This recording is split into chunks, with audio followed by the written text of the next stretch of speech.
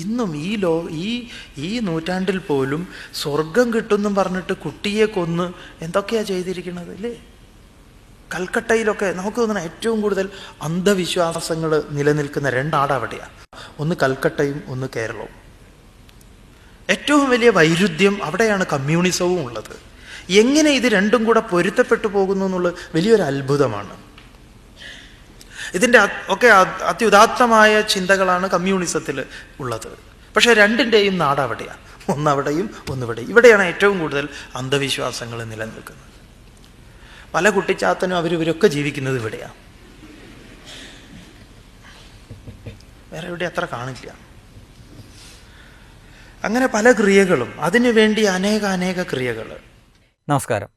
ഈ വ്യക്തിയെപ്പറ്റി പ്രത്യേകിച്ച് പറയേണ്ട കാര്യമൊന്നുമില്ലല്ലോ. ഇത് സോഷ്യൽ മീഡിയയിലൊക്കെ സ്വാമി സ്വയം തീപിടിപ്പാനന്ദ എന്നും അതേപോലെ തന്നെ സ്വാമി തീപ്പന്തം എന്നൊക്കെ അന്തംഗമ്മി സ്വാമി എന്നൊക്കെ അറിയപ്പെടുന്ന സ്വാമി സന്ദീപാനന്ദഗിരി എന്ന് അദ്ദേഹം തന്നെ വിളിക്കുന്ന, അതിൻ്റെ ഇടയ്ക്ക് പേരൊക്കെ പലതവണ മാറ്റാൻ നോക്കിയിരുന്നു. പിന്നെ അതൊന്നും ഒത്തില്ല. വീണ്ടും പഴയ സന്ദീപാനന്ദഗിരിയിലേക്ക് തന്നെ വന്ന വ്യക്തി. അദ്ദേഹം ഒരു പൂർണ്ണ കമ്മ്യൂണിസ്റ്റ് ആവുന്നതിന് മുൻപ് വെളിവും വെള്ളിയാഴ്ചയൊക്കെ ഉണ്ടായിരുന്ന സമയത്ത് പറഞ്ഞ ഒരു കാര്യമാണ് നിങ്ങൾ കേട്ടത്. അതായത് കമ്മ്യൂണിസമുള്ള രണ്ട് സ്ഥലങ്ങൾ, ഒന്ന് കൽക്കട്ട, ബംഗാളിനെയാണ് ഉദ്ദേശിച്ചിരിക്കുന്നത്, ബംഗാളും പിന്നെ കേരളവും. ഈ രണ്ട് സ്ഥലങ്ങളിലാണ് ഏറ്റവും കൂടുതൽ അന്ധവിശ്വാസങ്ങൾ ഉണ്ടായിരുന്നത് എന്നാണ് അദ്ദേഹം പറഞ്ഞു വെച്ചത്.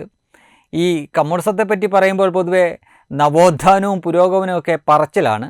പക്ഷേ ഈ രണ്ട് സ്ഥലങ്ങളിലാണ് അന്ധവിശ്വാസങ്ങൾ കൂടുതലുള്ളത്. സ്വർഗം കിട്ടാൻ വേണ്ടി കുട്ടിയെ കൊന്ന കഥ വരെ പറയുന്നുണ്ട്. കുറച്ച് പഴയ വീഡിയോയാണ്. നമുക്കറിയാം ഈ കമ്മ്യൂണിസ്റ്റുകൾ ഭരിക്കുന്ന ഇതേ സ്ഥലത്ത് തന്നെയാണ് പത്തനംതിട്ടയിൽ ഒരു സ്ഥലത്ത് നരബലി അടക്കമുള്ള കാര്യങ്ങൾ ചെയ്ത്. അതും ഈ അന്ധവിശ്വാസത്തിൻ്റെ ഭാഗമാണ്. അത് ചെയ്ത വ്യക്തി ഹൈക്കു കവിതയൊക്കെ എഴുതുന്ന ഒരു കമ്മ്യൂണിസ്റ്റുകാരനാണ്. അപ്പോൾ അതും നടത്തിയത് കമ്മ്യൂണിസ്റ്റുകാരനാണ്.